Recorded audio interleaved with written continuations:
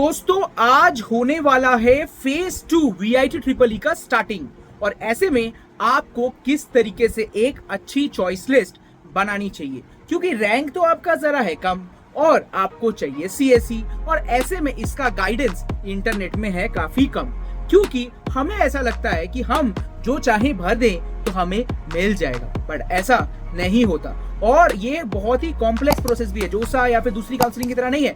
यहाँ पर अगर आपको कोई सीट मिल जाए तो इसका मतलब ये फाइनल सीट होता है।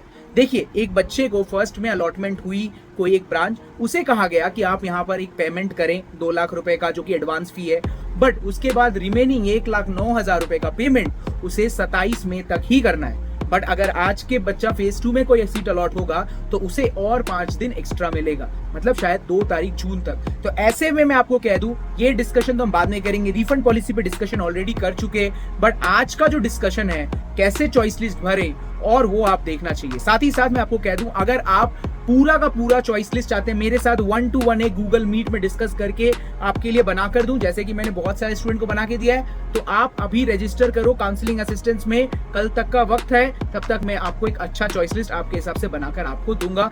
सिर्फ 999 का प्राइस है, काफी अफोर्डेबल है और आपको 1-to-1 सेशन मिलता है मेरे साथ, और वहां पर आप अपनी चॉइस लिस्ट एकदम आपके हिसाब से बनाकर आपको मिलेगी। IIT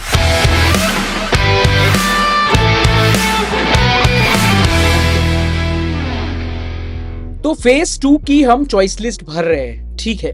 चलिए शुरू करते हैं। सबसे पहले मैं आपको हर एक चीज डिटेल में समझा रहा हूँ।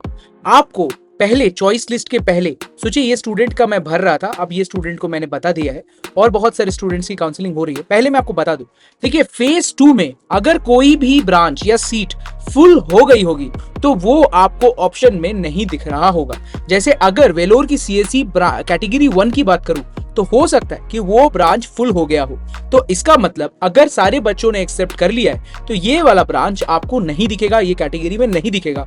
तो इससे घबराने की कोई बात नहीं है और आपको चिंता मुक्ति रहने की जरूरत है।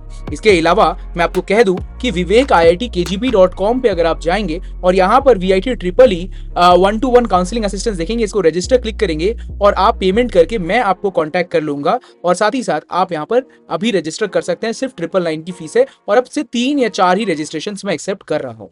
इसके बाद मैं बता दूं कि यहाँ पर artificial intelligence and machine learning जैसे ब्रांचेस को आप पहले कैटेगरीज में लिस्ट कर सकते हैं।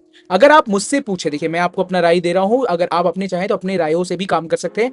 मैं अगर सारे ब्रांचेस को लिस्ट करूं तो मेरा सीक्वेंस रहेगा, पहले सीएसई, फिर एआईएमएल, फिर AIML data science, data engineering, फिर साइबर, फिर डेटा साइंस। उसके बाद अगर आप चाहें तो डेटा साइंस को साइबर के ऊपर रख सकते हैं, business system, computer and electronics and फिर आईटी ब्रांच को मैं लिस्ट करूंगा इस हिसाब से। पर अगर आप चाहें इनमें कुछ नेसेसरी चेंजेस अपने हिसाब से तो वो भी आप कर सकते हैं, इसमें आपको कोई रोक टोक नहीं है। चलिए अब इसके बाद में एक और चीज आपको बता दूं, अगर आपका लगता है, आपको ऐसा लगता है कि नो वेलोर कैंपस और चेन्नई कैंपस में कोई भी फर्क नहीं है, मैं इन दोनों को इक्वली कंसिडर करता हूं, तो आप आपकी चॉइस लिस्ट में जरा सा फेर बदल कर सकते हैं। तो चलिए इस लिस्ट को देखते हैं, ठीक है। तो यहाँ पर मैं एक सैंपल लिस्ट देख लेता हूँ, इनका लिस्ट देख लेता हूँ। चलिए, तो इनके लिस्ट में हमने जैसे इनको लिस्ट किया था, ये त्रिवेदी जी है, तो इनका हमने फीस भी कैलकुलेट किया था जब हम इसको रजिस्टर कर रहे थे। तो उनके हिसाब से Vellore Chennai is a equal branch, तो आप पैरेलली लिस्ट कर सकते हैं। जैसे कंप्यूटर साइंस इनका कैटेगरी 1 में हमने लिस्ट किया और सिमिलरली हमने चेन्नई को यहाँ पर उनके बाद ही लिस्ट किया। इसके बाद हमने वेलोर को यहाँ पर लिस्ट किया और सिमिलरली हमने चेन्नई को यहीं पर लिस्ट किया। अब वो फ्लेक्सिबल थे for CSE branch, they can go for computer science engineering till the category 5, वो वहां तक जाने को तैयार हैं, but they want computer science specifically. So ऐसे में आप लिस्ट को जरा सा फेर बदल कर सकते हैं। देखिए ये आपका चॉइस हो सकता है, because financial decisions are taken from parent side. इसलिए जब भी मैं आपकी काउंसलिंग करता हूं, मैं चाहता हूं कि जब भी आप पेरेंट्स और स्टूडेंट दोनों साथ में बैठे रहें and we can discuss in a really proper order, and this is how it will be beneficial for the student also and also for the parents। चलिए इसके साथ साथ हम देखें कि आप कैसे अभी लिस्ट करेंगे, क्योंकि अब जो है ब्रांचेस काफी कम है, आपकी रैंक 34,000 होगी, 27,000 होगी या फिर 40,000 के आसपास होगी। तो ऐसे में वेलोर और चेन्नई तो बहुत ही इनप्रॉपर चॉइस हो जाता है। नहीं, आपको आपके बचे हुए बेस्ट चॉइसेस को जरूर भरना है, क्या पता आपको मिल जाए, है ना। और क्या पता आपके आसपास के रैंक वाले इसको अप्लाई नहीं कर रहे हो, बच्चे गलत कर रहे हो, क्योंकि काउंसलिंग देखिए सारे लोगों को आता ही नहीं है। उनको ऐसा लगता है जो मुझे मिलेगा पहले उसको डालता हूं। नहीं, आप अपना बेस्ट केस पहले डालेंगे, बाद में ओके ओके चलो कुछ नहीं मिला तो ये बस। इसमें आपको वर्स्ट केस सिनेरियो भी नहीं डालना है, क्योंकि आप यहाँ पर आपको एक बार मिल जाए तो आप बदल नहीं सकते हैं। चलिए, जैसे ही मैंने इनको डाला, जैसे 1 से लेकर 6 तक मैंने इन ब्रांचेस को डाला, ये डाला, एंड नाउ आई थिंक कि मुझे अब इन्हीं के कैटेगरी 2 मिले, because I want Vellore campus only, तो हम इनके कैटेगरी 2 को लिस्ट करेंगे। बट आपका नहीं है, नहीं मैं I don't want category 2, only category 1 मिला तो लूंगा, तो आप ठीक है कैटेगरी 2 को स्किप कीजिए and directly go to Chennai. But if you think Chennai is equally good, then हम दोनों को पैरेलली लिस्ट कर सकते। वंस आपको दिख जाए कि नहीं भाई, मेरे को जैसे कि इलेक्ट्रॉनिक्स अगर वेलोर और चेन्नई दोनों में मिले एग्जाम्पल में, तो आई वांट एपी का सीएसई, देन आप एपी के सीएसई से शुरू कर सकते हैं and you can make those necessary changes accordingly, जैसे कि वेलोर चेन्नई, ऐसा जैसे मैंने आपको बताया वैसे ही आप एपी भोपाल भी कर सकते हैं for the CSE related branches. But अगर आप सीएसई के अलावा कोई और ब्रांचेस देख रहे हैं तो फिर आप उस हिसाब से आपकी नेसेसरी चेंजेस को इंप्लीमेंट कर सकते हैं। तो मैंने एक आपको सैंपल लिस्ट दिया, आपको समझाया, एंड लास्ट एक छोटा सा लेक्चर आपको दूंगा। देखिए, व्हेनेवर यू लिस्ट, अगर एग्जाम्पल में आई टेक इट कि 1 से लेकर 10 choices he I have only field, तो ऐसे में one choice should be better than 2 to 10. Every time whenever you are listing you should be thinking that way.